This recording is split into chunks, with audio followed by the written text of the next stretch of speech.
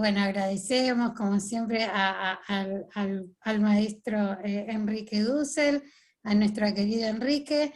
Y bueno, nada, simplemente, a ver, un poco comentarles, compartirles que eh, la importancia de profundizar, ¿no? el método analéctico justamente como una parte fundamental de la filosofía de la liberación, y bueno, y de varios autores, entre ellos Enrique Dussel, por supuesto Juan Carlos Escanone, pero es un elemento característico y fundamental para la comprensión de la filosofía de la liberación y de toda su arquitectónica, ¿no? Entonces, estamos viendo, conversábamos el otro día con Enrique Dussel, cómo está creciendo el tema, ¿no? de la filosofía de la liberación y en los nuevos debates, ¿no? del sur-sur y del sur con otras regiones. Sin embargo, el método anadialéctico no es como un sello característico de este movimiento que fue y que es la filosofía de la liberación. Por eso nos pareció importante profundizar este aspecto y bueno, nada, la invitación es a aprovechar estos encuentros presenciales. Para quienes lo vean grabado, bueno, seguirán aprendiendo así. Esto nos habilita la virtualidad. Gracias, Enrique, gracias por todo. Enrique del Percio, vas a decir otras palabras. Muchísimas gracias, Nadia. Y efectivamente es un honor, un orgullo para la Universidad de San Isidro, querido tocayo, tenerte nuevamente por acá. Este mes vamos a estar viéndonos varias veces. En la semana que viene, el 2 de septiembre, se cumplirían 90 años del nacimiento de Cacho Escanone, así que también vamos a contar para el homenaje con nuestro querido maestro y amigo Enrique Dussel, con Emil Secuda y Mario Casalla, si quieren ir agendándolo, el próximo jueves 2 de septiembre a las 12 de México, a las 14 horas de Buenos Aires. Y el 18 de septiembre también vamos a contar con Enrique, esta vez entrevistado por una desconocida, por Nadia Heredia, que nadie sabe muy bien quién es. Va a entrevistar la queridísima Nadia a Enrique y van a hablar nada menos que de los 50 años de la filosofía de la liberación. Así que sin más preámbulo, nuevamente agradecerte muchísimo, querido Enrique. Sabés que esta Universidad de San Isidro es tu casa y es también la casa de cada una y de cada uno de quienes en este momento nos están siguiendo y quienes nos van a seguir dentro de poquito a través de YouTube. Nuevamente, muchísimas gracias y sin más preámbulos, vamos entonces a escucharte hablar nada menos que sobre ese concepto que vos y Escanone han acuñado y que quizás sea uno de los aportes más importantes que la filosofía latinoamericana ha hecho a la filosofía en general. Así que muchísimas, muchísimas gracias. Muchas gracias, Enrique,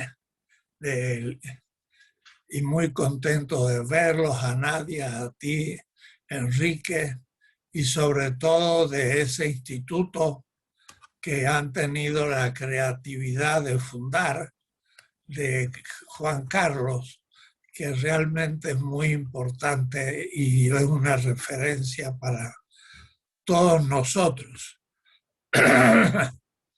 Y sin más, paso a tocar el tema, que desde el nombre ya crea un problema, pero yo lo voy para mejor explicarme, voy a univocizar, o es decir, le voy a dar un nombre más conocido, es el tema de la analogía. Y debo decir que se lo debo en cuanto a la importancia que tiene en el momento mismo que estábamos originando la filosofía de la liberación, a Scannone, aunque yo el tema de la analogía lo venía persiguiendo desde hacía muchos años.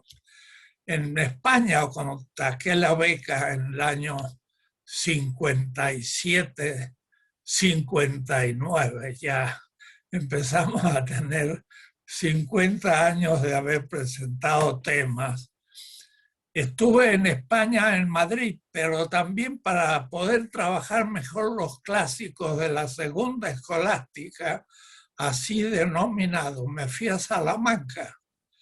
Y en Salamanca había un viejo dominicano o dominico de la Orden de Santo Domingo, el llamado Padre Ramírez, que escribió 3 tomos de una analogía en latín, así que había que repasar el latín que habíamos trabajado personalmente en Mendoza, que tuvimos 5 años de latín en la universidad, pero yo me puse a leer en latín el gran tratado de Juan de Santo Tomás, que son 3 tomazos en Marietti, y ahí trabajaba la analogía. Y entonces era un tema que yo venía persiguiendo, pero lo había dejado un poco herrumbrándose. Pero Scannone me dice, el tema de la analogía tenemos que trabajarlo, y hay un clásico contemporáneo que no habla de la analogía, sino de la analéctica. Y entonces por eso retomamos el término allá en 1969 de la analéctica, que era la analogía. Y eso pues lo trabajé mucho en Mendoza al origen, a tal punto que el capítulo 6 del primer hacia una ética de la liberación latinoamericana, tomo 2, capítulo 6, es acerca del método analéctico en relación con un texto que había publicado en el año, que había trabajado un poco antes, pero que publiqué en el 71, la dialéctica hegeliana. Y Hegel me sirvió siempre porque era un gran filósofo sistemático que servía mucho como, permítanme, el sparring. Hegel dijo tal cosa, entonces es fácil poder leerlo porque Hegel es muy conocido, pero nosotros decimos, y ahí venía el agregarle a Hegel lo que él no le interesaba decir, que va a ser un poco también el método de Marx, que es también analéctico, el de Marx, porque corrige fundamentalmente la propuesta metodológica de la dialéctica hegeliana. Sería bueno entonces empezar un repaso de 1 minuto sobre qué es la dialéctica hegeliana. La dialéctica hegeliana es el pasaje de una totalidad a otra. Y esto Sartre, en la crítica de la razón dialéctica, un tomazo que casi tiene capítulos, que como escribía Sartre,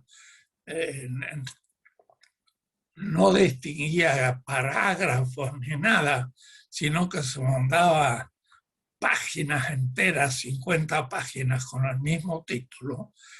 Hizo una explicación que era el sistema dialéctico. Y debo decir que Sartre me sirvió para entender más a Hegel. Y en 2 palabras dice Sartre, la dialéctica es el pasaje. Y el pasaje en alemán, es Übergang, es ir por sobre, pasar. Gang de gehen es ir y über es sobre. Entonces, sobrepasar una primera totalidad afirmativa por un momento negación de la afirmación, segundo. Tercero, construcción del nuevo sistema. Pero el nuevo sistema en realidad era homogéneo con el primero, porque no había una ruptura entre el primero, como un árbol, que en el invierno no da frutos, y en la primavera vuelve a dar frutos. Entonces, diríamos, un árbol está en la primavera, en su plenitud, llega el invierno y se seca, se niega. Y en la otra primavera resurge, pero resurge en el fondo lo mismo. Y esta es la crítica que va a hacer Levinas a Hegel. Totalidad e infinito. El infinito es el otro. Y la primera totalidad es el punto de partida. Y Levinas entonces se transforma como en el campeón de la crítica de la totalidad. Pero no trabaja tanto la Übergang, el pasaje a la nueva totalidad. Y sobre todo no trata largamente ese tema, cómo aparece la nueva totalidad. Y ahí es entonces donde entra el tema de la anadialéctica, de la anadialéctica y del pensamiento de la filosofía de la liberación. Decir anadialéctica es ir más allá, de la dialéctica hegeliana. Y es justamente el pasaje de la primera a la tercera momento hegeliano, afirmación, negación, afirmación. Pero esa afirmación es de lo mismo y se ve en su lógica, porque el primer tratadito del ser en la lógica de la sistemática hegeliana que está dada en la enciclopedia, la primera totalidad se funda en el ser, que es lo indeterminado, determinándose constituye el primer momento. Pero luego esa totalidad se coloca como fundamento de lo que viene en la tercera. Pero el fundamento de la tercera parte de la sistemática hegeliana en la doctrina del ser es el ser que se niega como la nada, pero al mismo tiempo que se vuelve a aparecer como el fundamento. Y el ser ya que se vuelve sobre sí como el fundamento es el mismo ser. No hay diferencia entre el fundamento y el ser que se coloca a sí mismo como el fundamento, pero es el fundamento de los fenómenos, el cual va a ser a su vez negado como la realidad en el tercer tratado del ser, en la lógica pequeña de la enciclopedia. Ese es el punto de partida. Pero gracias a Zubiri y gracias también al pensamiento de la analogía, empezamos a descubrir que la tercera momento de Hegel en realidad era idéntico al primero. Mientras que, tanto para Marx como para la analogía, El tercer momento es un desarrollo del primero a través de la negación del segundo. Y este desarrollo hace que el tercer momento se transforme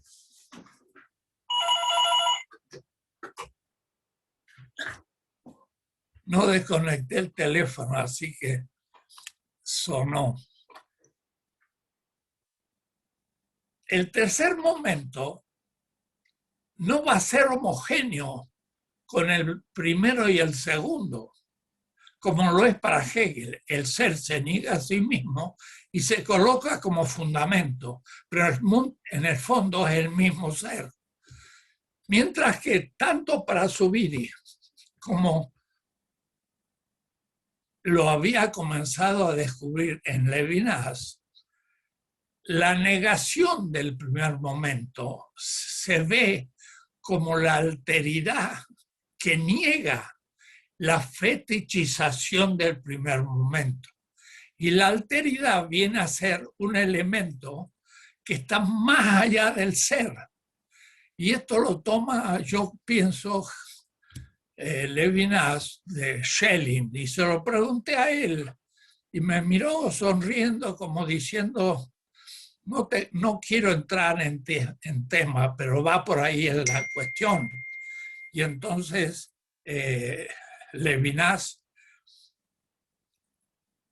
afirma que la superación de la totalidad se hace desde el otro o la otra como nada de la totalidad. Y por eso el libro se llama Totalidad Infinito.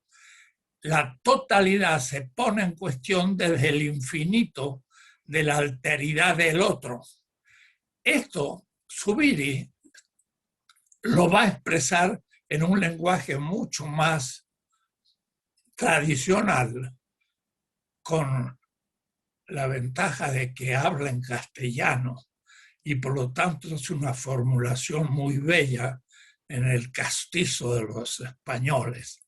Y entonces Zubiri va a llamar la totalidad de la realidad cosmos, y lo del cosmos que incluyo en el mundo a los Heidegger es justamente otro término que el ser. La realidad no es el ser. La realidad es anterior al ser.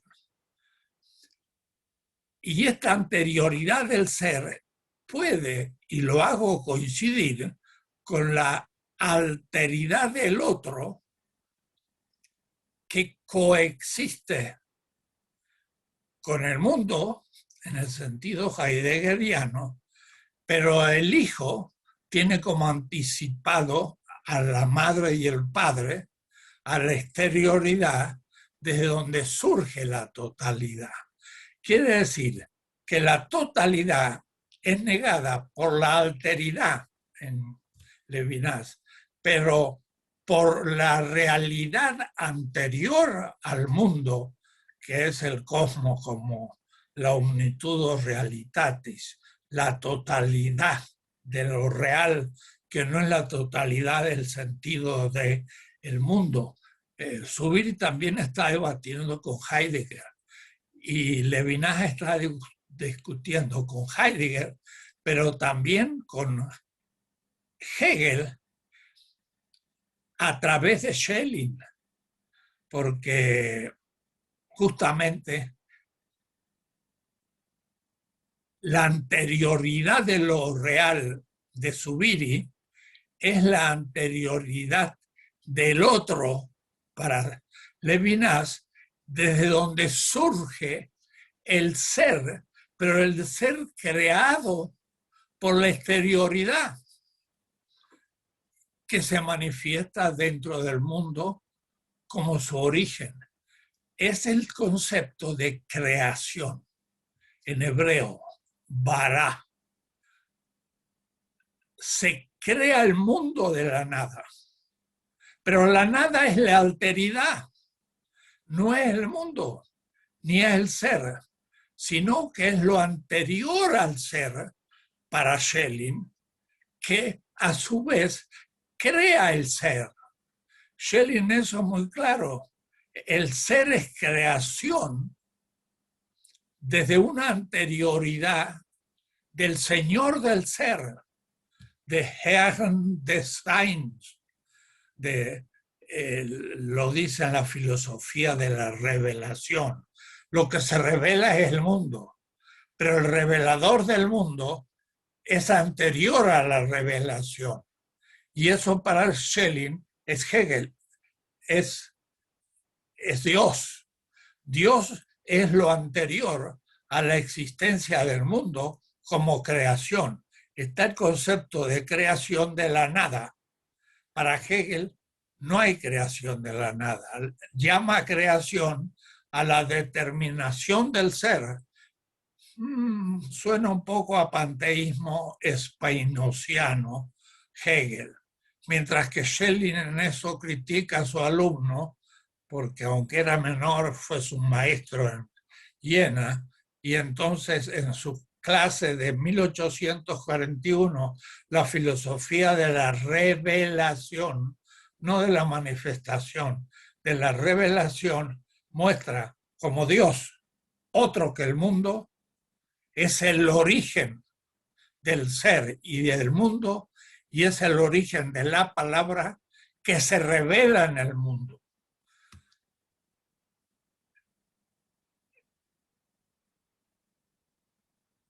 La palabra se hace carne, la encarnación significa que la palabra que es anterior a la carne y que para Schelling es Dios, va a crear la carne y se va a revelar a la carne en el Tratado de la Revelación de Schelling.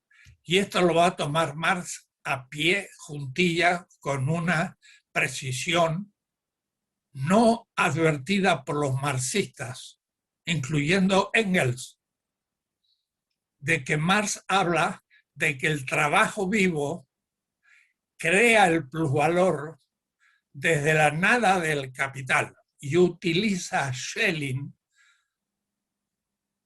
y en vez de hablar de Dios, habla del trabajo vivo, y en vez de hablar de la palabra creadora, habla de que el trabajo vivo se objetiva como plusvalor, y ese plusvalor no ha sido pagado por el capital y aparece desde la nada del capital como más capital, plusvalor.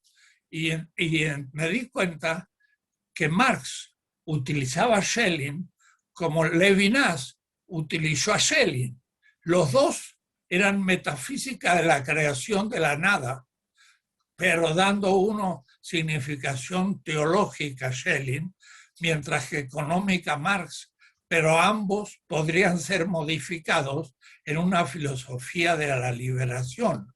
¿De qué punto de vista? De que para la filosofía de la liberación, el mundo en el que yo vivo, ser en el mundo, Heidegger, sin embargo, tiene a lo real como anticipo. La rosa es real, aunque no haya mundo.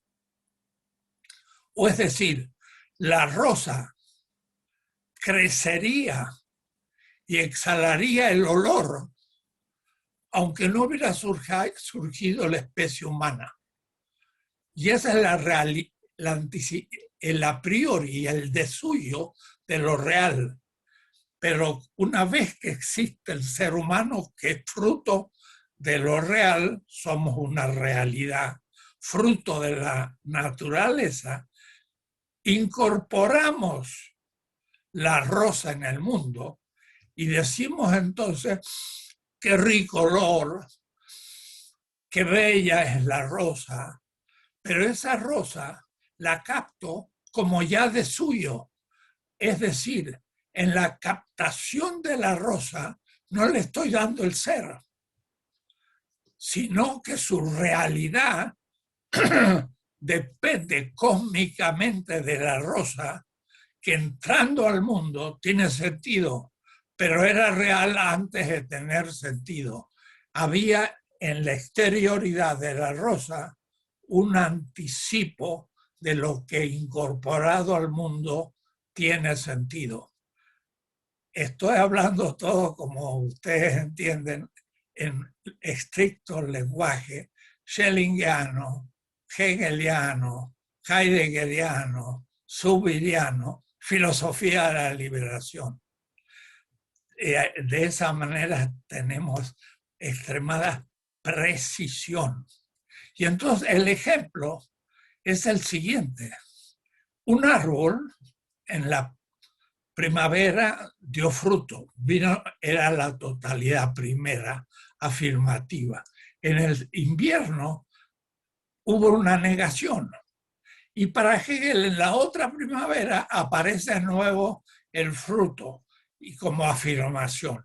Pero el primer árbol y el segundo árbol o el tercero son el mismo árbol.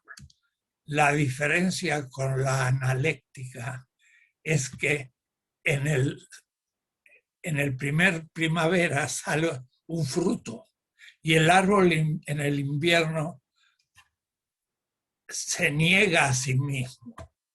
Pero viene el jardinero y le pone un injerto. Y en el otro verano sale un fruto. Pero el fruto es del injerto. Y el injerto no pertenece al primer árbol, sino que surge de la intervención del jardinero desde la nada del primer árbol. Y entonces el segundo aparecer del fruto es el fruto que es en parte lo mismo que el pasado, pero su negación, que es el invierno, lo lleva a cabo porque ahora el fruto nuevo va a ser una subsunción. Y subsuntio, en latín y Kant, se usa como que la conclusión de un silogismo asume la premisa mayor y menor y la conclusión subsume la premisa mayor en la premisa menor y tiene una conclusión.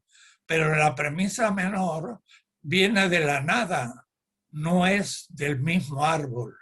Y por lo tanto hubo una intervención de una voluntad que produce un fruto que en latín se llama subsuntio, y de ahí la subsunción.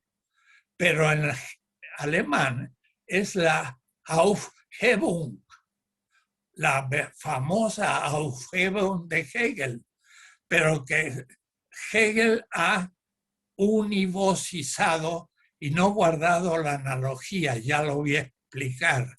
La subsuntio y la Aufhebung es tomar algo otro y llevarlo a su culminación. Quiere decir que la segunda totalidad afirmativa, la tercera, ha sido creada con una intervención de la nada, que es la intervención del jardinero, o es la intervención de la exterioridad, que es la nada del ser, como un componente del tercer momento. O es decir, Parménides dice, el ser es, el no ser no es. Y es estricto. El ser humano es griego y el no griego no es ser humano, es un bárbaro, es un egipcio, es un europeo, pero no es humano. Y entonces ahí tenemos la formulación ontológica unívoca de Parménides y de Hegel. Mientras que en la Aufhebung podemos decir el ser es y el no ser es real. Y más, es el Señor del ser. Der Herr des Seins, el Señor del ser, que va a tomar Heidegger y le va a llamar el pastor del ser, somos nosotros, porque nosotros pastoreamos el ser, pero Heidegger nos dice, somos el Señor del ser, porque el ser es Dios. Y entonces no creamos nosotros Dios, sino que somos el que pastoreamos el ser. Vamos ahora a formular esto en método con ejemplos. Prácticamente la mayoría de los conceptos que usamos no son unívocos, son analógicos. Y esto significa que no están en la lógica de la identidad y la diferencia. Identität und Unterschied y la diferencia. Hegel habla de la identidad y diferencia, mientras que la filosofía de la liberación en el pensamiento analógico habla de la semejanza y la distinción. No la identidad, lo semejante. Y lo de semejante es pluriversal, no universal. No es unívoco, es plurívoco. Semánticamente plural, pero tiene semejanza. Y lo que se abre de lo que tiene semejanza tiene distinción y no diferencia. La diferencia es lo que ha estado junto y se ha hecho dos. En cambio, Levinas dice, lo distinto es lo que nunca fue uno, sino que ya guardó también en la semejanza una cierta diversidad. ¿Y para qué sirve eso? Para explicar la mayoría de los conceptos que usamos son analógicos y no son unívocos. Y los conceptos no son diferentes, sino distintos. Y por eso que yo en la filosofía de la liberación me opuse a la diferencia de Derrida allá en los 70. Y ya critiqué a Derrida diciendo, usted habla de la diferencia con mayúsculas, difference, pero en realidad tendría que usar una palabra analógica como la distinción. ¿Para qué sirve? Miren, estoy escribiendo una estética y vuelvo a usar el concepto analógico y estoy justamente profundizando. Publiqué en Trota últimamente, el año pasado, hace 2 años, un tratadito sobre la analogía y el método analéctico. Ahora, en el año 2019, que acaba de ser publicado, y en la estética que estoy escribiendo, ahora pues surge mucho más fuerte. Ahora, sin embargo, lo tengo bien explicado, el método para una filosofía de la liberación. Allí está explicado de manera muy precisa qué es la analéctica. Miren, por ejemplo, la belleza es un concepto estético, pero es analógico. Si yo tomo la arquitectura y tomo la música, el Taj Mahal, una obra artística, y la 9ª Sinfonía de Beethoven, ¿qué es lo que tienen de unívoco? ¿Cómo comparo una música genial romántica con una arquitectura hindú extraordinaria? Y las dos son bellas. Solamente puedo entender esto si entiendo que la belleza es analógica. Es decir, que en la belleza hay una denominación que contiene como concepto un pluriverso. Y entonces puedo decir la música es bella y el Taj Mahal, que es una tumba de la preferida de una autoridad árabe mogol, es también bella. Pero lo que pasa es que no hay una univocidad, porque la arquitectónica está en el espacio y es visual. Y la quinta sinfonía no está en el espacio, está en la temporalidad porque es una melodía. Y no veo nada porque no hay imágenes, pero sí tengo oídos. Quiere decir que es una temporalidad auditiva la de la novena sinfonía y es una espacialidad visual, el Taj Mahal. ¿Y qué tienen de semejanza? Ah, bueno, y puedo ir ahora a los conceptos. Pero ese concepto no va a ser unívoco, va a ser pluriversal, o es decir, va a estar compuesto por artes que son semejantes en cuanto a arte, pero cuyo contenido no permiten la identidad. Y entonces la belleza como tal es un concepto analógico. ¿Qué significa? Significa que hay algo en lo que están en común, pero algo en lo que son distintos.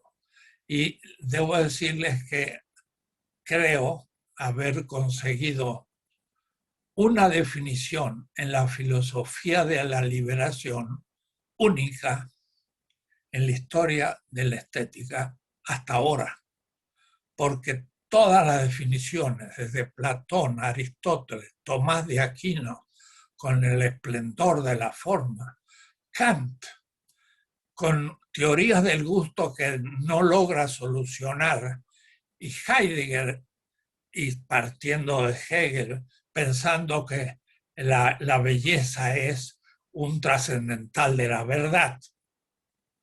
Y la belleza no es verdad, y ni tiene que ver con una captación intelectual, sino que es otra cosa. Y entonces logro ahora sí dar una definición distinta de todas las que se han dado. Y creo que no hay otra.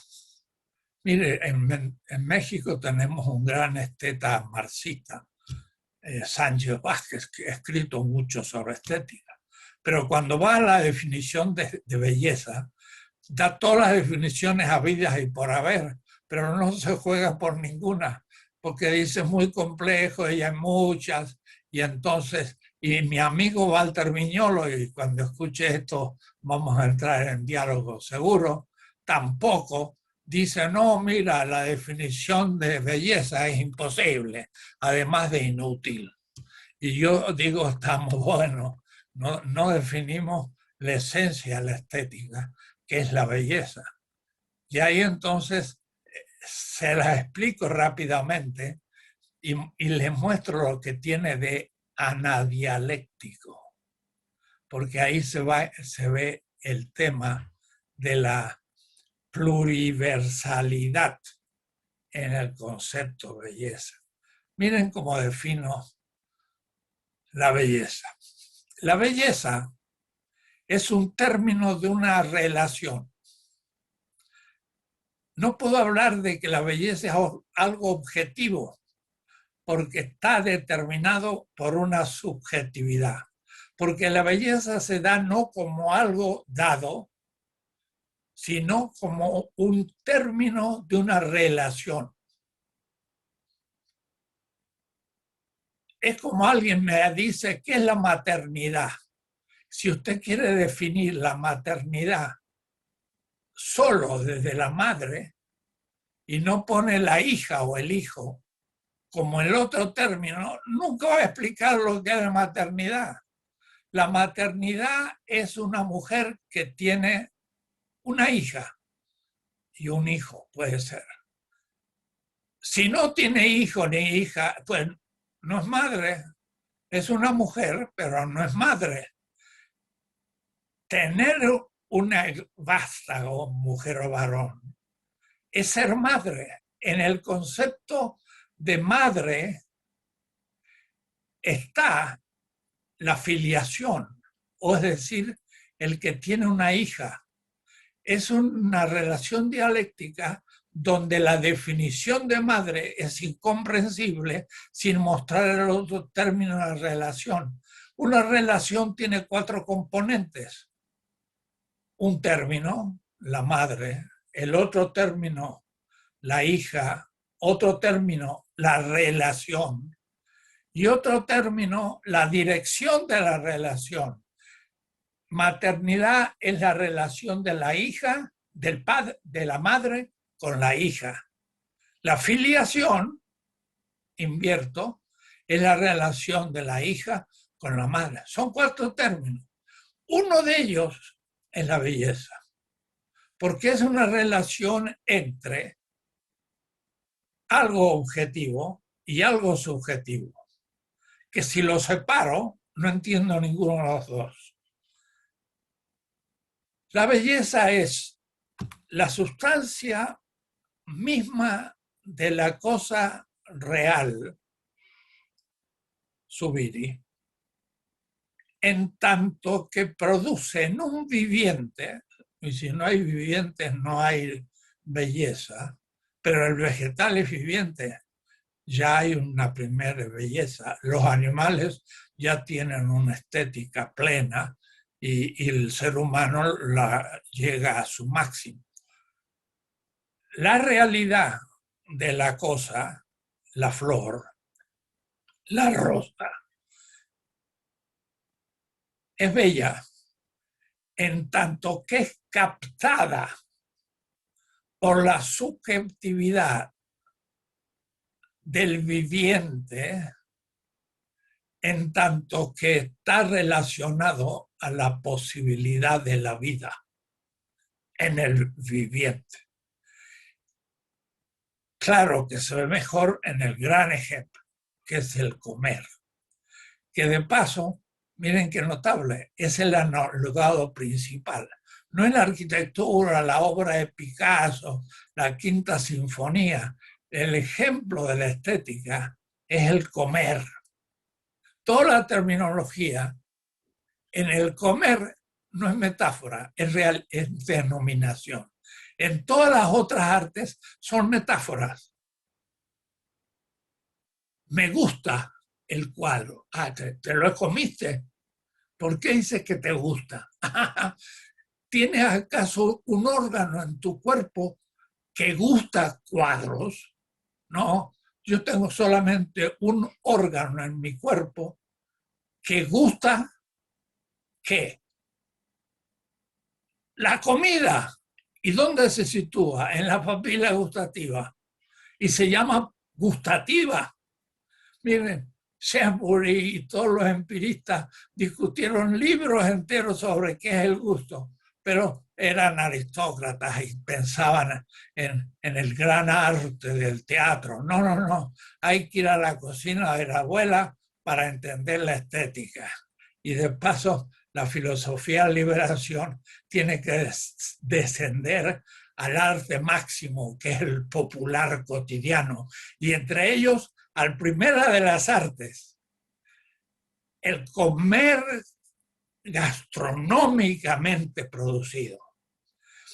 Cuando yo tomo un chocolate, que de paso lo descubrieron los aztecas, chocolate, TL, le ponía sal, los pobres no tenían azúcar en la época de los aztecas. Después de la India vino el azúcar y después le pusieron los suizos la buena leche de los suizos y me salió un chocolate riquísimo del cacao azteca, del azúcar hindú y de la vaca suiza.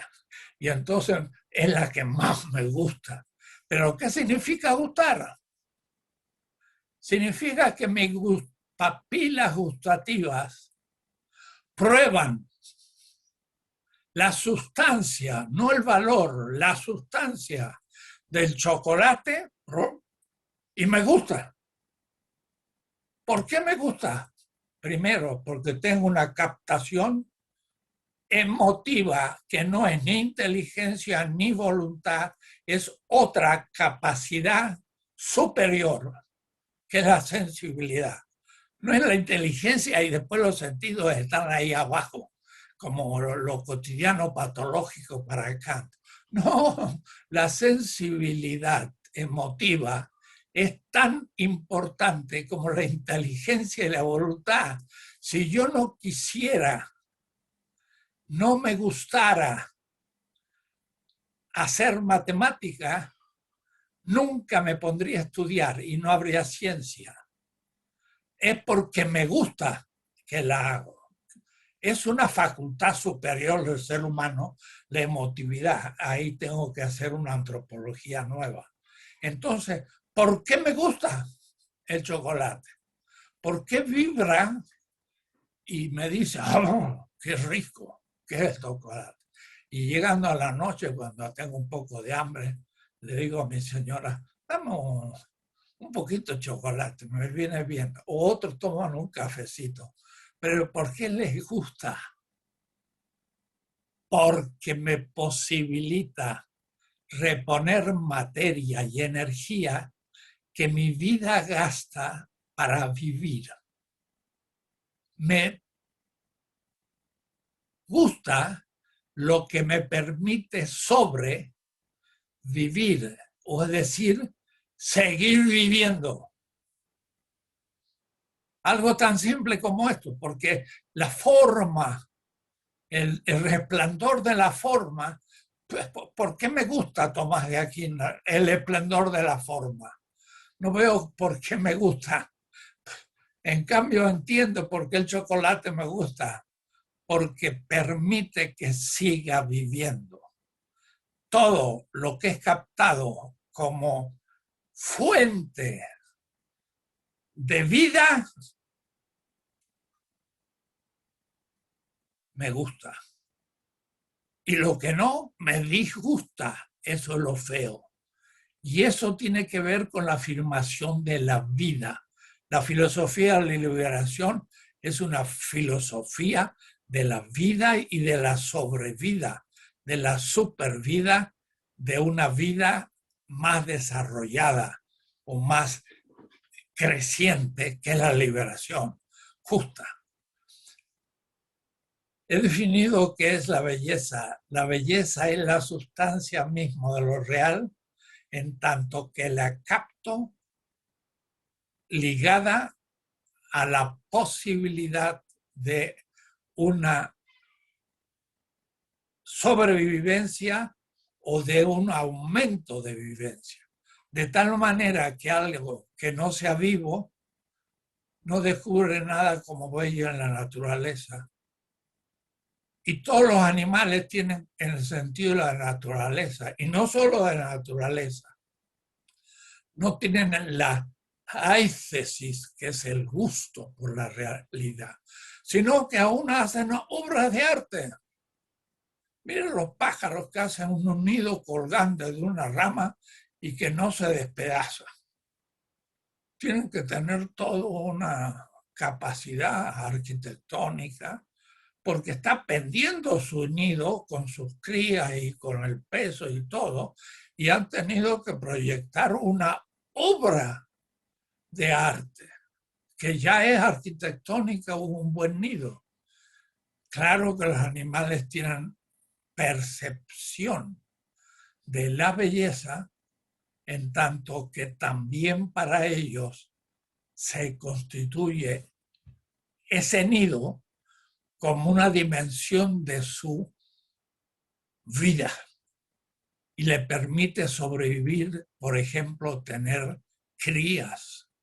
Y además los pájaros cantan. Ya producen música. Ya no es cualquier cosa. No es que les guste los sonidos, sino que ya producen sonidos con una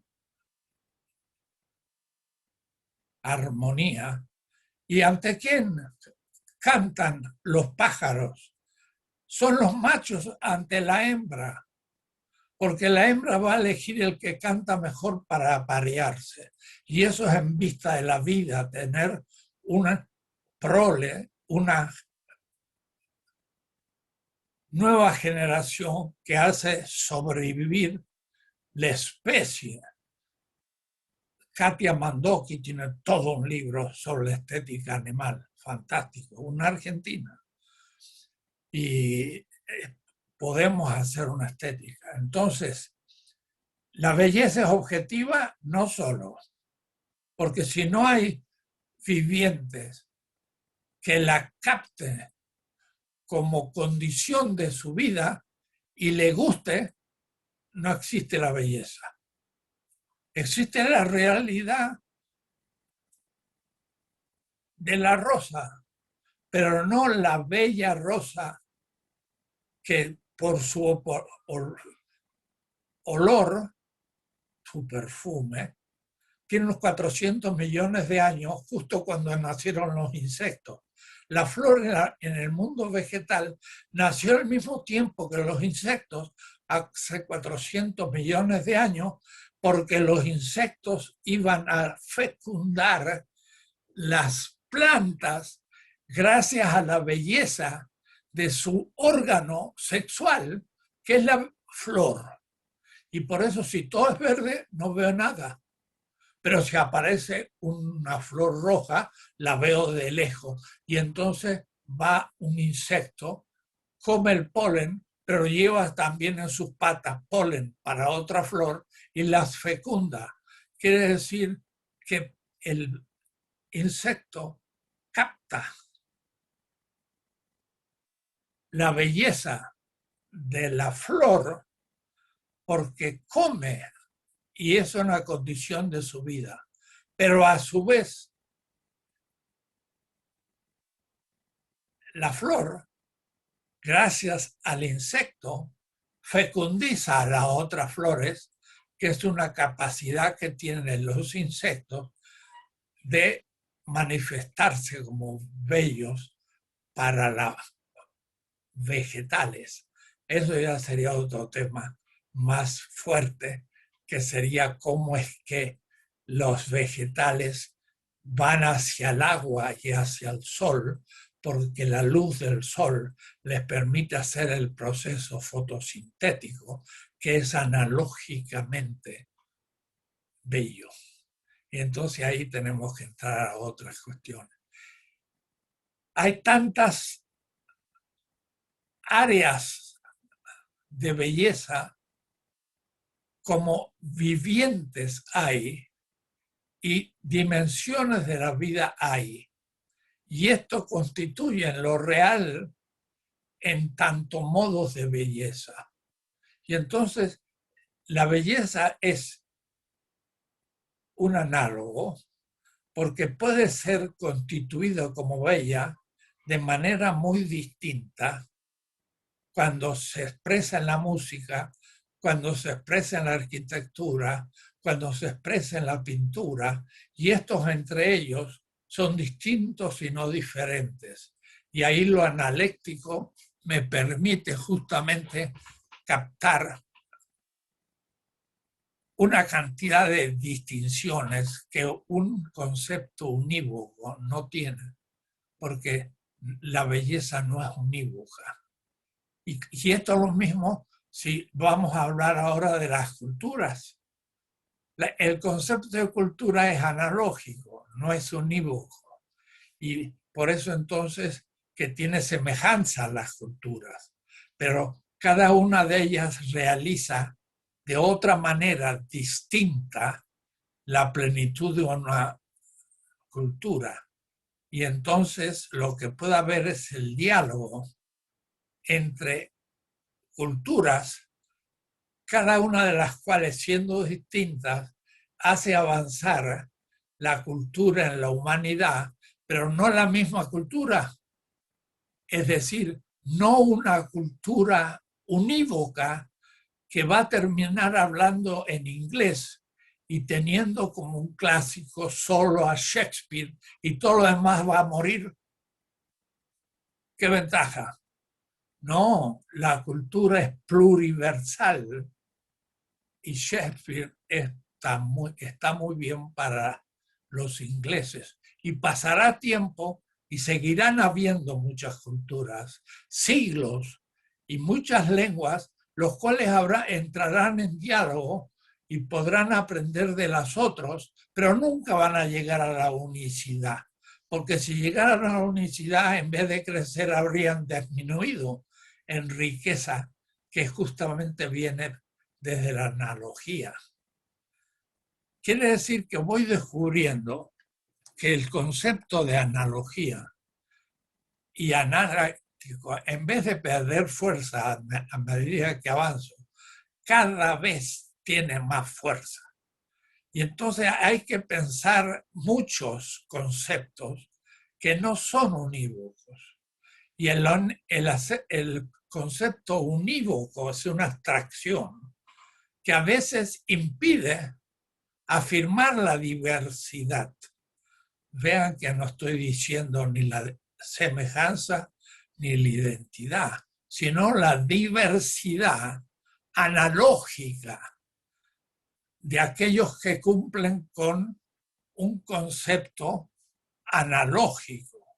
Y entonces la primer totalidad es superada en una negación, pero la nueva desarrollo de la misma cultura es analógico, porque surgen elementos desde otras culturas que son nada, y la primer totalidad, que es el ser, es reconstruido desde lo que era exterior a ella, y en la subsunción de la nueva totalidad, ahora se ha enriquecido con lo que antes era nada, pero ahora es constitutivo de la nueva momento de la analogía, de la distinción. Y entonces esto me permite mucho mejor discutir el diálogo entre culturas, el concepto pueblo, el concepto belleza, y casi todos los conceptos son analógicos y unívocos. Puedo plantearlo como una hipótesis, pero que en realidad no es enriquecedora, sino empobrece, porque pierde la riqueza de la diversidad distinta de la semejanza. Y esto se aplica a todo, a todas las tareas en la ética, en qué hablar de la ontología. La ontología es el tratado del ser, unívoco. Pero la metafísica, lo que va más allá de la ontología en el concepto levinasiano, es analógico. Y por eso lo metafísico permite crear lo distinto que no niega del todo lo primero, sino que lo subsume desde otro horizonte y es verdaderamente nuevo. La novedad puede darse no como identidad, que es un desarrollo de lo mismo, sino que la creatividad es ya no el desarrollo, sino el crecimiento de una distinción en el concepto analógico del horizonte como utopía.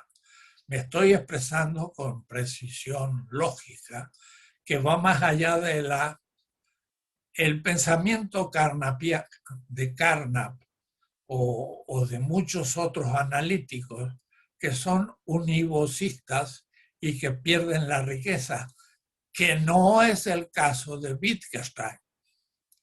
Porque Wittgenstein sí empieza a hablar de la univocidad y del mundo y de los hechos y demás, pero termina su tratado lógico-filosófico, de lo que no puede hablarse hay que guardar silencio. Y eso después aparece que es lo ético y es lo místico. ¡Wow! Y entonces, en realidad, en lo ético ya no funciona su tratado lógico-filosófico. Y en lo místico, menos. Y entonces, Wittgenstein era muy inteligente, se dio cuenta que había hecho una lógica univocista de la identidad y la diferencia. Pero cuando ya no puedo seguir ese camino, mejor cierro la boca. Schweigen, silencio. Y yo digo, en el silencio habla el otro. Y el otro no estaba en mi mundo. Y era nada. Y era feo en la estética. Y cuando de pronto descubro lo afro como belleza, me digo, qué burro. No me di cuenta de que tenían otra concepción de la belleza. Y de pronto en la música, ellos eran muy primitivos, usaban el tambor. Y con el tambor, como dice Alejo Carpentier, está el origen de la música. Y hoy todos los jóvenes del mundo bailan al ritmo del tambor. Miren, decimos, los africanos no colaboran en nada. Pues todos los jóvenes del mundo bailan al ritmo de la música afro, el jazz y todas las músicas de percusión y de ritmo. Les encanta. Es un aporte fenomenal, pero hay que saberlo de dónde nace y cuál es su crecimiento, no su desarrollo. Y entonces de pronto a los grandes teatros donde van con corbata moñito pagando entradas muy caras, van a escuchar la 9ª sinfonía de Beethoven. Qué bueno, porque realmente es bellísima. Pero cuidado, Beethoven se inspiró en la 9ª sinfonía para terminar con el canto de Schiller sobre la alegría, que en su pequeña habitación en Bonn, y yo he estado ahí, se veía el Rin, el río Rin. Ahora ya no se ve, está lleno de casas. Y estaban ahí saltando y cantando los campesinos la fiesta de la cosecha del vino, de la cosecha de la vid con la que van a hacer el vino. Y estaban muy contentos esa gente. Y él entonces se inspiró en eso y hizo el fin de la 9ª sinfonía, quizás la música de orquesta más bella que haya producido el romanticismo. Y se inspiró en el pueblo, en la alegría del pueblo. Y él mismo quedó impactado de esa alegría. ¿Por qué? Porque descubrió belleza. ¿Y por qué descubrió belleza? Porque esa alegría era contagiosa y él, aunque era ya un anciano, veía en eso el futuro de la vida y podía alegrarse de ser vivo.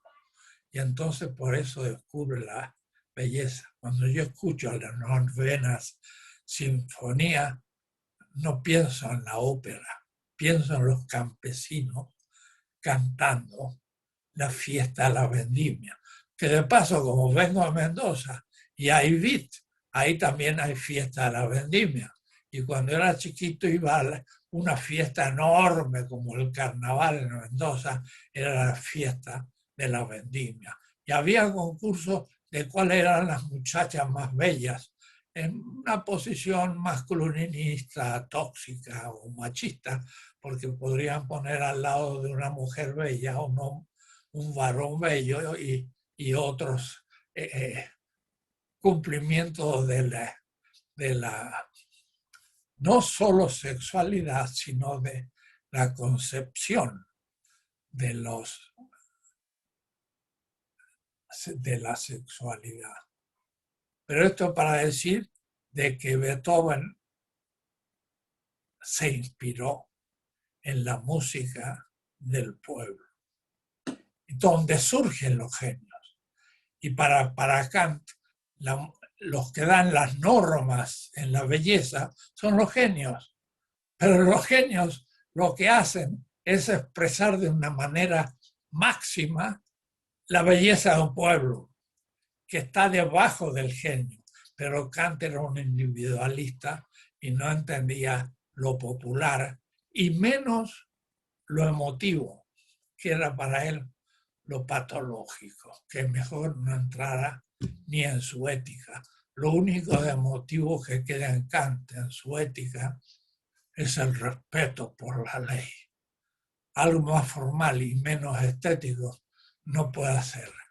Y para Kant, la relación de sexo era algo sucio, patológico, y él no iba a entrar a esos niveles cuasi animales, sino que era gourmand y no se daba cuenta que al estar con sus amigos comiendo y comiendo como un acto social, estaba tocando con sus papilas gustativas la esencia de la ética que despreciaba por otra parte en el coitocentrismo, como algunos le llaman, pero en fin, se nos abren nuevos temas.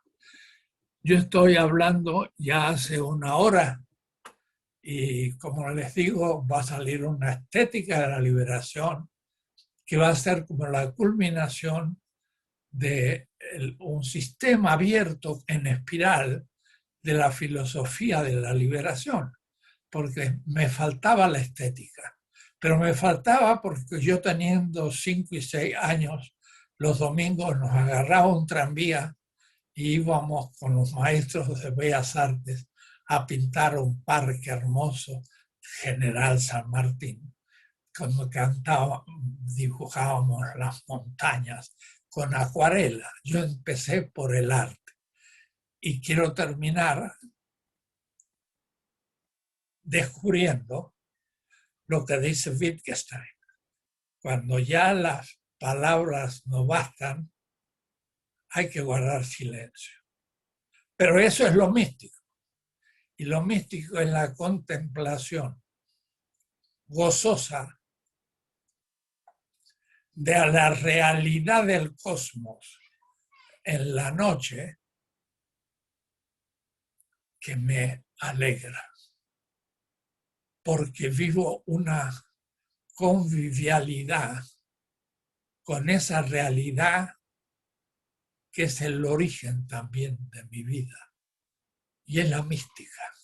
Entonces, el último parágrafo de la estética va a ser de la estética a la mística. Y como dice Wittgenstein, después de eso hay que guardar silencio. Ya la filosofía cumplió su ciclo y la filosofía de la liberación mostró su utopía.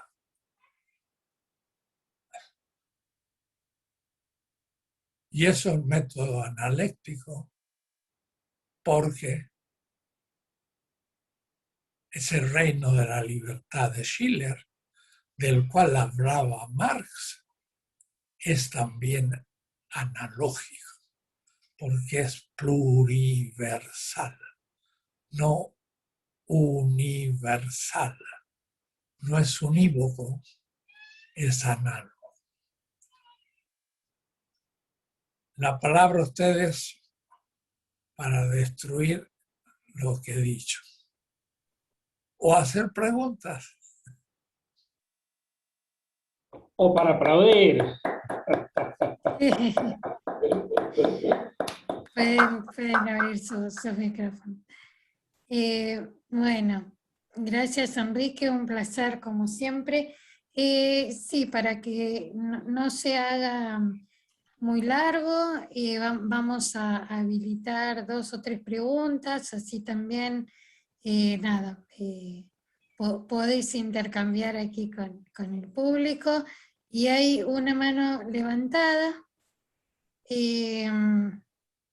A ver, el compañero acá no me aparece el nombre. ¿Puede habilitar el micrófono? Ah, acá, Omar Cota. Sí, yo tengo una pregunta. ¿Sí se me escucha bien? ¿Dónde ¿Se me, está? Yo no lo veo. se me escucha? Sí, se te escucha. Bueno, buenas tardes. Yo hablo desde México, ¿no? Desde el norte de México. Pues una felicitación al maestro Enrique Duce, ¿no? Por su presentación que estuvo muy bien.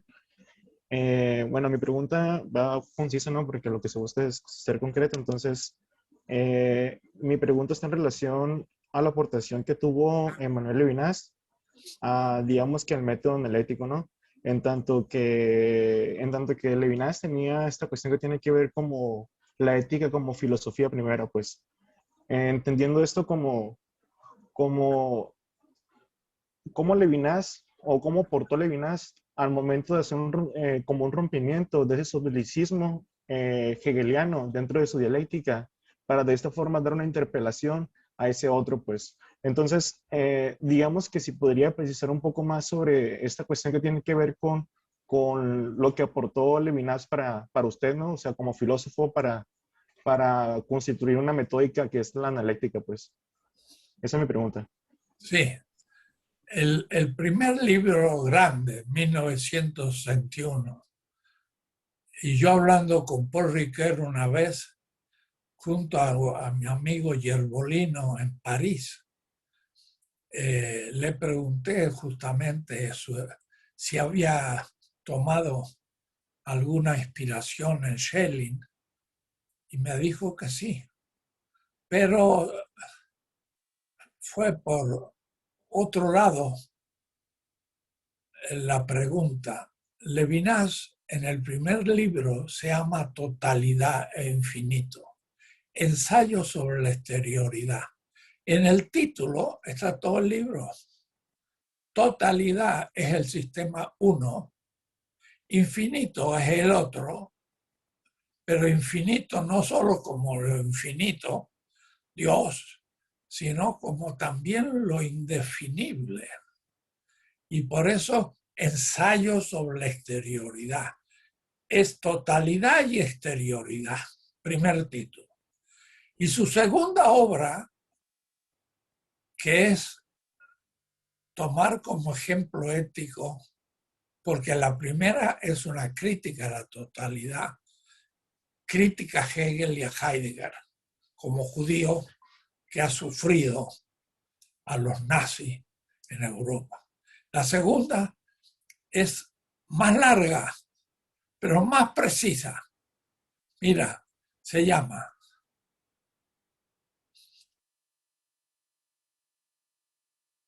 La otra manera del ser o más allá de la esencia.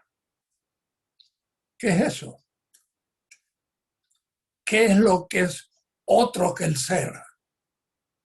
Eso es Schelling, porque quiere decir que más allá del ser hay algo, es la exterioridad.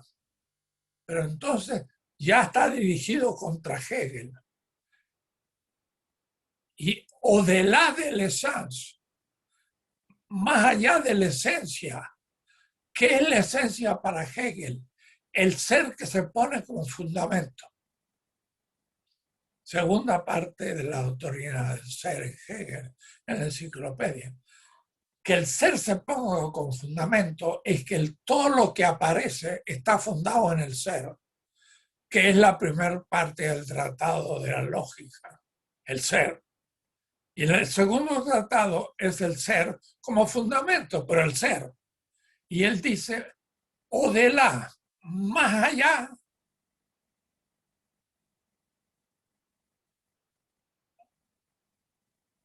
dice, otra manera que el ser o de la esencia, que la esencia es El segundo manera de ponerse el ser en la lógica de Hegel, aún esa segunda manera tiene que estar uno más allá. Y en los dos casos está hablando de la exterioridad, que es el otro. Claro, el otro, como ser humano, es lo más otro de mi mundo, porque la luna también es otro que mi mundo y es anterior a mi mundo, porque existía luna cuando yo no existía, ni existía Homo sapiens, ni existía el ser humano, ni existía la vida todavía en la Tierra cuando ya había luna. Pero más que la luna, es otro ser humano, porque es lo radicalmente otro del ser humano, porque es otro ser humano, pero negado en el sistema que se fetichiza. Los dos títulos son incomprensibles sin darse cuenta ya la crítica a Hegel y a Heidegger que los dos libros contienen. Entonces, la alteridad es el origen y de la alteridad surge el sí mismo del mundo. Pero ese acto que pone la existencia del mundo se llama creación, no se llama producción. Y eso es explícito en Marx. Miren qué notable. Hay que tener una lupa ahí mirando la terminología marxista. Marx dice, la creación de la nada del plusvalor no es producción. Se producen los entes, se producen las cosas. El ser es el valor que se valoriza. Pero ¿quién crea el valor y el capital en su esencia, que es el valor que se valoriza? El que lo crea de la nada del capital es el trabajo vivo, que funciona como la nada para el capital. Y porque funciona como nada, cada rotación del capital, el trabajo vivo le pone valor de la nada. ¿Por qué? Porque no lo paga. Es unbezahlte Arbeit. Es trabajo no pagado. Eso es el plusvalor. Y lo repito 20 veces. Y lo escribo muchas veces. Pero me lee la gente y no capta el tema. Hasta a mis mejores comentadores se les escapa el tema. Les cuesta entrar en la analéctica. Marx es estrictamente un pensador que usa la analéctica, la toma de Schelling, y Levinas la toma de Schelling y de la Biblia, la ley de Israel, Barishit, Bara, Elohim. Al comienzo creó Dios, o mejor, los dioses, porque es una palabra en plural, creó los dioses, el mundo, las cosas. Quiere decir que hay una anterioridad del creador. No produce algo de lo dado, eso es producir. Pero poner desde la nada, eso es creación. Y eso es analéctico. Y eso se da en la economía y se da en todas las ciencias, que consideramos al otro, al pobre, a la mujer como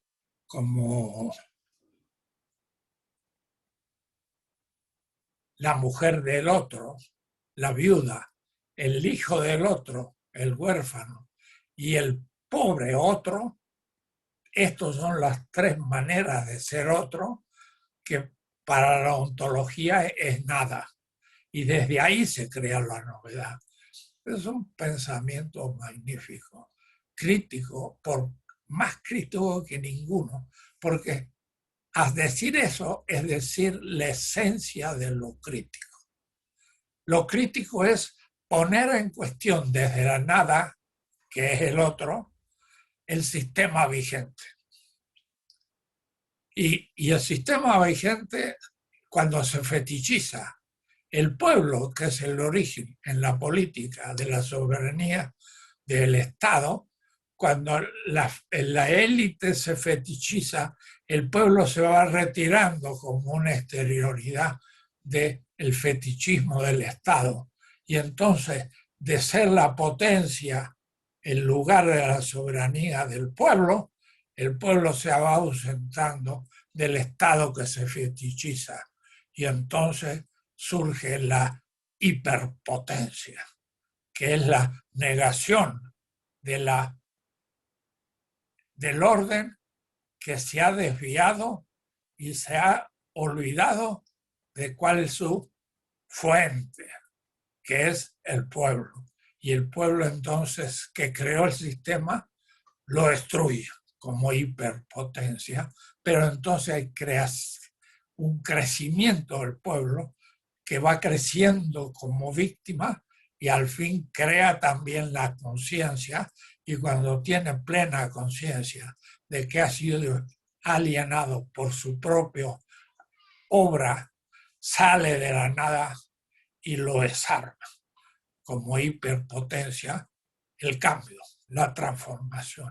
Sale una política y sale una económica, y ahora sale una estética. Y se ve cómo esto se aplica a todo pensamiento crítico. La filosofía de liberación ha llegado al fondo.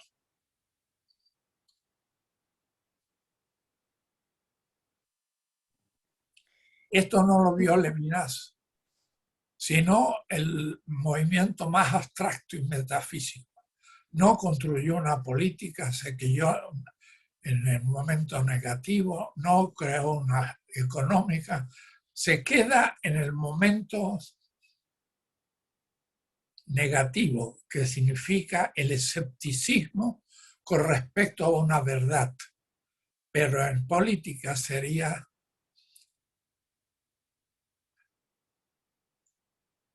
la afirmación de extrema izquierda del que afirma la revolución permanente. Y eso es una contradicción. Sí, y él mismo lo afirma, ¿no? O sea, cuando se refiere, por ejemplo, a la política, que es una cuestión meramente negativa y que la política es guerra, pues en su libro de Totalidad Omar, Infinita. vamos a hacer que circule. Sí, Sí, está por bien. favor, así Disculpa. todos tienen No, alguna es oportunidad. el anarquismo. Hay un momento anarquista como negación de la primera totalidad, pero querer permanecer en la anarquía es el anarquismo, que es inviable, y el principio de factibilidad se destruye, y entonces el anarquista es destructor y ya no puede construir, porque para construir tiene que ser un sistema permanente, y la permanencia de la crítica no puede darse. Pero en fin, este es un tema que estoy desarrollando ahora, justamente, pero es otra cuestión. Bueno, gracias. Había una compañera con la mano levantada, Alejandra. ¿La bajaste por algo? ¿Ya respondió? Hola, un saludo. Imposibilitada de poder hacer una pregunta acá al maestro, pero aprovecho el instante de agradecerle infinitamente a ustedes por esta organización y sobre todo al doctor Enrique Dussel por su generosidad infinita, infinita. Saludos desde Chile. Muchísimas gracias. Bueno, gracias. Solo vamos a hacer una más. La verdad no sé por qué hay 5 o 6 manos levantadas. Yo les pediría en este momento, por ahí seamos solidarios, quienes nunca han hablado con Enrique, quienes hayan hablado, bajen sus manos por favor y démosle una oportunidad a quienes quizás jamás, nunca han podido intercambiar con el maestro. Siguen todos con la mano levantada. Bueno, no sé, a Andrés el más desesperado, y ya yo creo que tendríamos que ir cerrando con esta pregunta por la hora y también para no cansar a No, Enrique, pero ¿sí? yo Así que, estoy feliz, así que tenemos ¿eh? todavía una ¿Vos media. decís? Bueno, Sí. entonces podemos hacer dos bloques. A ver, digan las preguntas de a dos No, y no, cerramos, ¿no? de uno. De a uno. Andrés.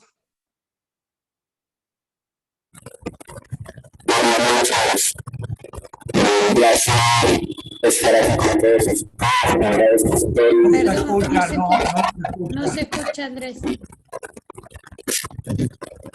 Si no se escucha, Hola, buenas noches. Ahora sí. Ahí sí. Hola.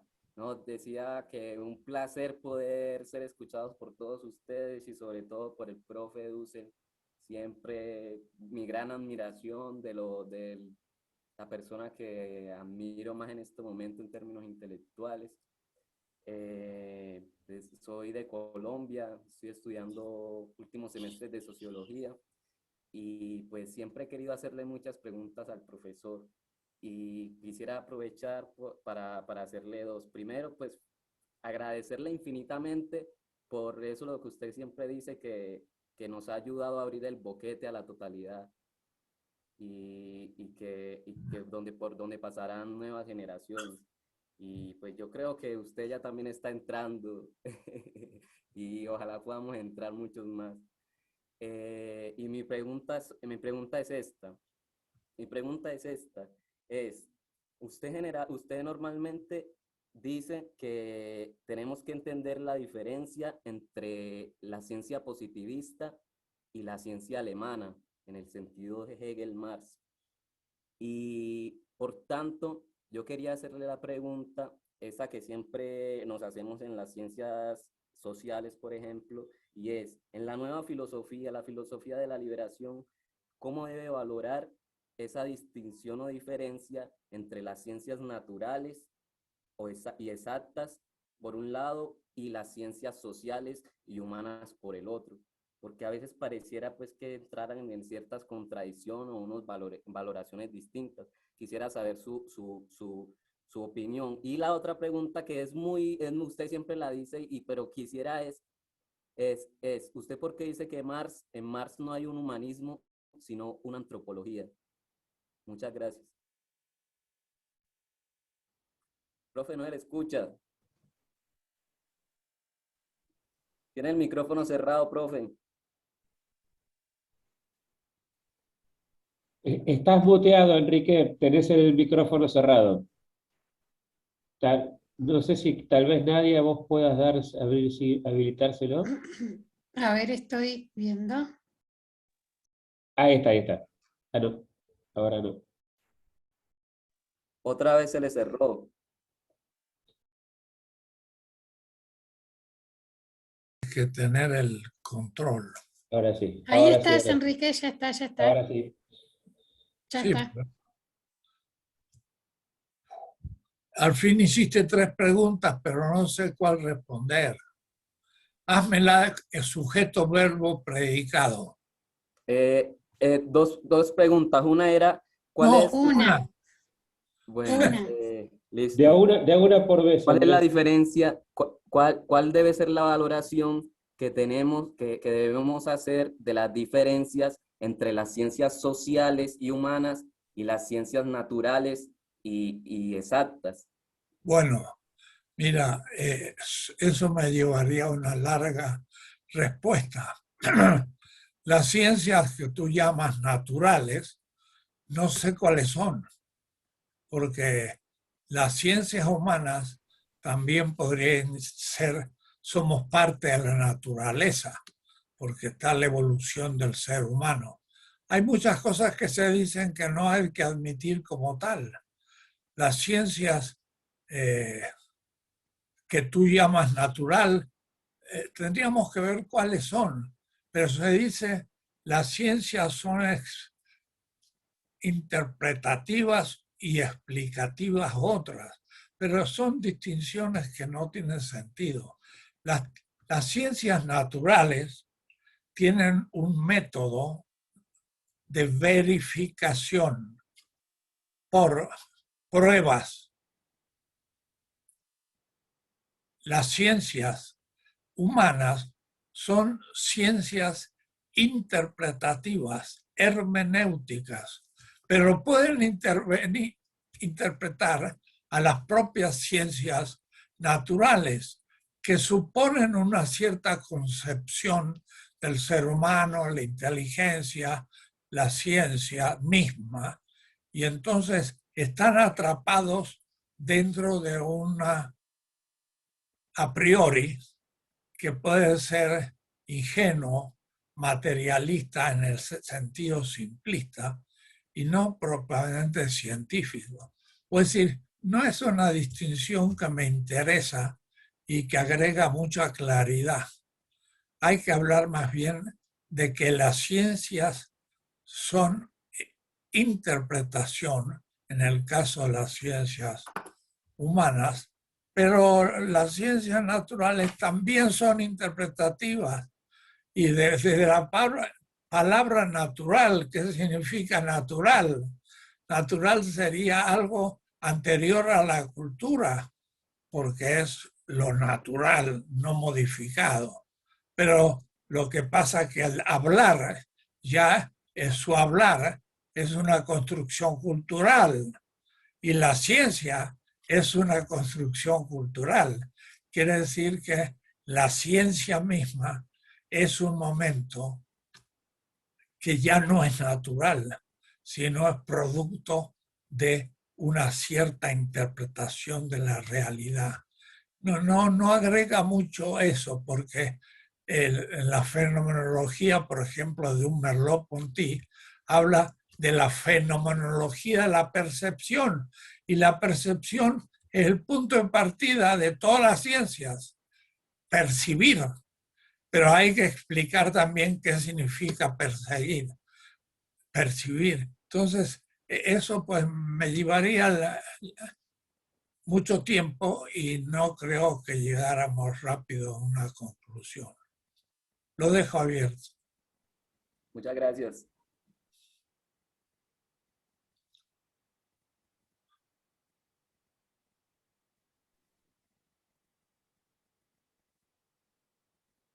Nicolás González, podés activar tú. Ahí está. Pedimos que sean precisos, ¿sí? Por favor. Sí, voy a ser lo más preciso posible. Muchas gracias por la oportunidad. Quería preguntarle al maestro Dussel, mientras hablaba de la emotividad de la antropología humana, me remitió un poco a Spinoza. Sin embargo, entiendo que lo que propone la analéctica es una dimensión afectiva del ser humano, que no parte de un individualismo, del connatus que quiere autopreservarse solamente, sino que justamente propone una dimensión, un mundo emocional en la percepción de la alteridad. Quería preguntarle si esa percepción mía es correcta y además si es correcto pensar en un sujeto político que no es racional, estrictamente moderno, sino que también incorpora toda una dimensión afectiva, emocional. Eso sería más o menos mi pregunta. Sí, justamente para poder explicar la estética tengo que desarmar las facultades tradicionales del ser humano, y entonces al menos yo diría hay tres facultades.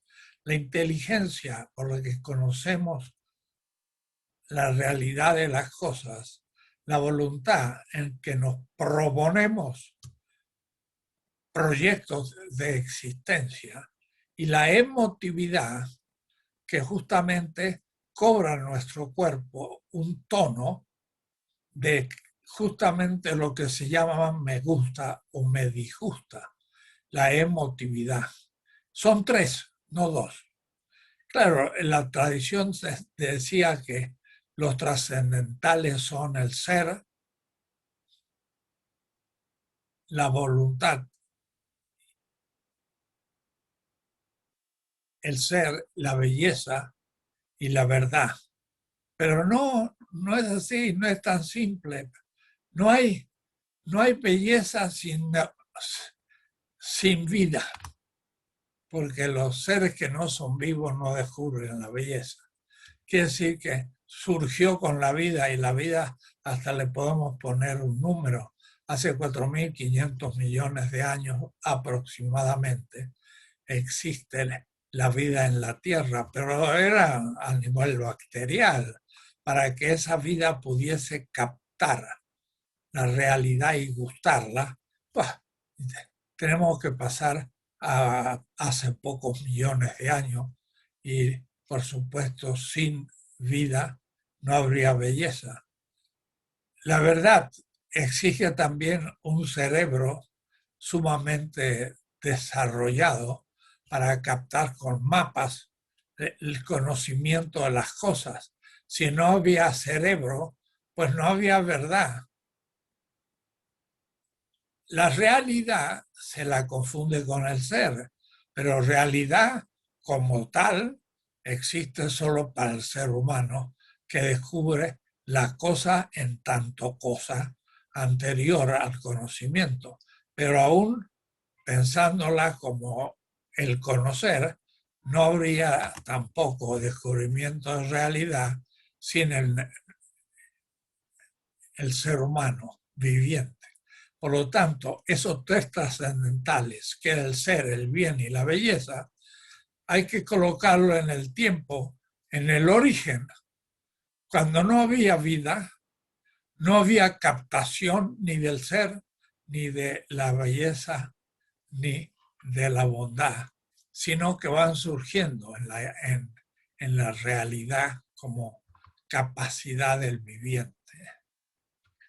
Entonces tenemos que hacer una nueva descripción, tenemos que tener una nueva antropología. Y yo esto lo fui descubriendo en mis primeros libros, El humanismo semita, en donde descubrí el ser humano unitario que no tiene alma y que es corporalidad, el semita. El griego, que separa entre lo corporal y el alma, que es dualista. Y el dualismo en la antropología de la cristiandad, donde el pensamiento semita, hebreo cristiano, que no tenía alma, ni hablaba de la inmortalidad, sino de la resurrección de la carnalidad, dialogando hasta que al fin, en el siglo IV, la cultura occidental se vuelve cristiandad y cae en el dualismo, y son los que llegan con los conquistadores. Esa antropología es necesaria para poder descubrir lo que yo después descubrí en Levinas. Levinas también supone una antropología semita. Y cuando digo semita, no digo judío, es babilónico, fenicio, palestino, y los hebreos son una tribu palestina. Y el hebreo como lengua es un dialecto palestino. Y hoy Israel, el sionismo, destruye el pensamiento palestino, o es decir, que hace un harakiri, porque se destruye a un pensamiento semita. Pero el sionismo no es el judaísmo de donde parte el cristianismo. Entonces, tengo una cierta visión de la estética que me permite destruir la antropología tradicional, verla de otra manera, y eso me permite una definición de todo distinto. Y entonces eso me hace que piense de otra manera, pero lo único que el pensamiento que yo digo puede dialogar con el mundo árabe. Es decir, el árabe estaba desde España hasta Filipinas y pasaba por los sultanatos orientales, pasaba por la India, por Afganistán, por Irak, por Egipto, hasta Marruecos. En el siglo XV, cuando se descubre América, los árabes están en el Atlántico y en el Pacífico. Es un pensamiento universal, no, pluriversal de la mayoría de la humanidad. Entonces, lo que yo pienso ya toma la complejidad aún actual de la humanidad y es comprensible para un árabe. Me ha tocado que me inviten en Marruecos a una conferencia en la Asociación de Ciencias Islámicas en la Universidad de Rabat, y había como 500 intelectuales árabes especialistas en el Corán, y yo latinoamericano. Y entonces, ¿de qué les hablé? Del Código de Hammurabi. Hace 3.600 años era un código semita. Y entonces ahí se dice: he hecho justicia con la viuda, el huérfano y el pobre. Es la exterioridad. He hecho justicia con la viuda, no es mi mujer. Con el hijo del otro es el huérfano. Con el pobre, que no es el rico. Y les expliqué esos términos, y en Egipto, como en el libro de los muertos, se dice en el libro de los muertos, capítulo 125, una numeración hecha por los antropólogos, Osiris, al tomar el juicio final, le preguntó al muerto: ¿qué has hecho de justo? Y este dice: di de comer al hambriento, di de beber al sediento, le di de vestir al desnudo y una barca al peregrino. Esas exigencias que tienen 5.000 años en el mundo egipcio semita, pasa al cristianismo y llega hasta hoy. Entonces, mi pensamiento no es latinoamericano solo, es histórico mundial. Ahora tengo que dialogar con el pensamiento extremo oriental.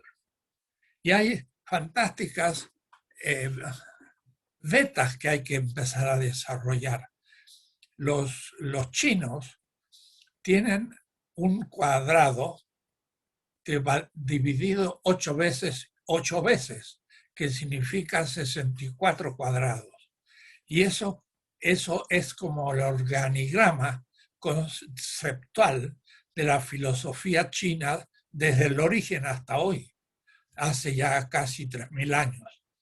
Y encontramos en los peruanos, bolivianos, no los quechuas, sino los aymaras, la misma bandera, pero no 8x8, sino 7x7, son 49 conceptos, con los colores del arco iris, igual que los chinos. Y entonces son 49 conceptos, no 64, pero es tan exacta la lógica y la expresión aún gráfica, que se ve una influencia directa de la China en Bolivia, en la época de los incas, y es hoy la bandera del movimiento del MAS, de Evo Morales y del actual presidente en Bolivia. Eso significa que del Extremo Oriente vino todas las culturas amerindias. Son el Extremo Oriente del Extremo Oriente. Y Cortés fue el Extremo Occidente semita invertido como cristiandad que llega en el proceso de la conquista. Esta visión histórica es ya mundial y ya situó la filosofía dentro de esa historia. Y entonces ya está siendo advertido por árabes y norteamericanos. Y entonces ya Eduardo Mendieta los otros días dijo: pues la filosofía de la liberación ha dejado de ser latinoamericana y se transforma en una propuesta mundial, pero analógica. Y no pretende ser la única, ni la unívoca, ni la futura, sino justamente estudiando su distinción pero abriendo las puertas a un diálogo intercultural sur-sur y después sur-norte. Y estamos situados en la filosofía mundial. No tenemos que preguntarle a Habermas o a Zizek o a Agamben qué es la filosofía. Lo que le podemos decir más bien es, mire a Agamben, mire a Habermas, es usted un neurocéntrico y ve usted una parte de la realidad y la visión que tiene del mundo y de la filosofía es eurocéntrica y como tal ha dejado de tener pretensión de universalidad. Además, debería tener pretensión de pluriversalidad. Y eso no lo tienen todavía porque se cree en el centro del mundo. Así que todavía tienen que estudiar un poco filosofía para llegar a nuestro nivel. Yo los veo así, en el pasado. He estado en Yale, con los profesores en la gran universidad de Yale, en Estados Unidos, y cuando vi el claustro de profesores, eran todos jovencitos. Claro, menos de 65 años, porque a los 65 años se jubilan. Pero como en México no nos jubilamos, yo ya tengo 20 años más que cuando ellos se jubilen. Y entonces yo me sentí un viejo ante jóvenes profesores de Yale.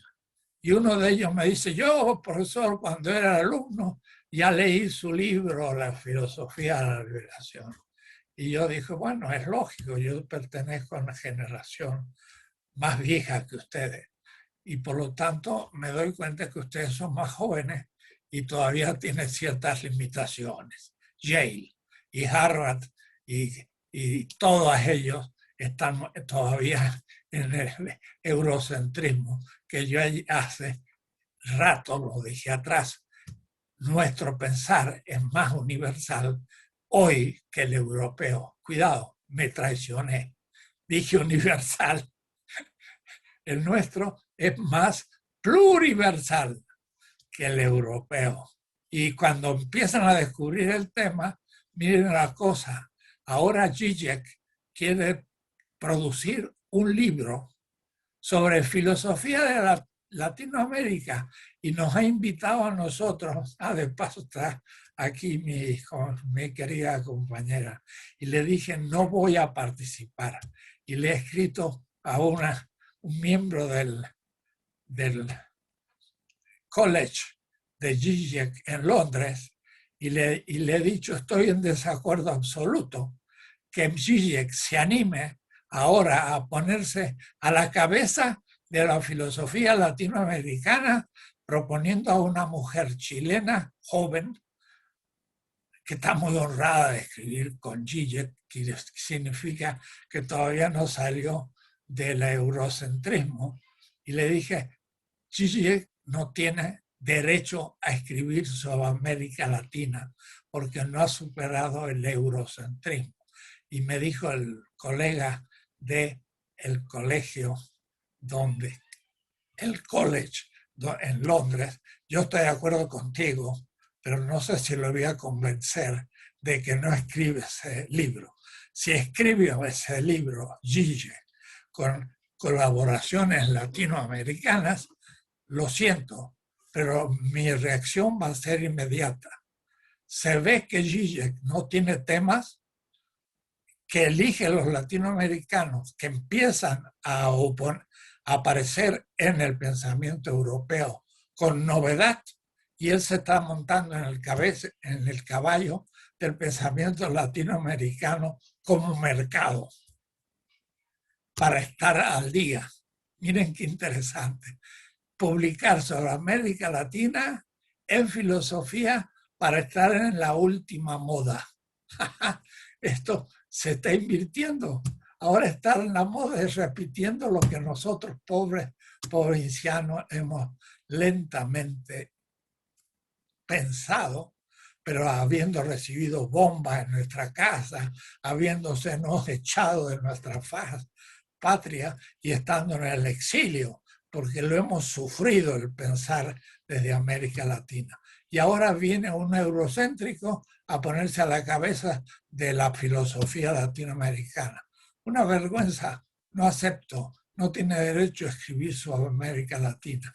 Deje a los latinoamericanos escribir y dejen a los árabes escribir sobre los árabes y a los africanos escribir sobre los africanos y los europeos a escribir sobre Europa, pero también a los errores cometidos. Miren el error que hizo Estados Unidos de meterse en Afganistán. Quiso vencer a un pueblo pobre en las montañas y no consultó la historia, que ya ese pueblo venció a los persas, ya venció a los griegos, ya venció a los romanos, ya venció a los sultanatos, ya venció a los ingleses y ahora venció a los norteamericanos. Los talibanes es un lugar que hay que tomarlo con respeto y en vez de haber gastado tanto dinero en tirarle balas, hubieran fundado un instituto de investigación sobre el pensamiento islámico en diálogo con un pensamiento europeo no eurocéntrico, hubieran ganado mucho más y ahora no se retirarían como el perro con la cola entre las patas por creerse todavía el centro del mundo, este Estados Unidos que está en crisis y cuya OEA es su departamento de relaciones exteriores con sus colonias.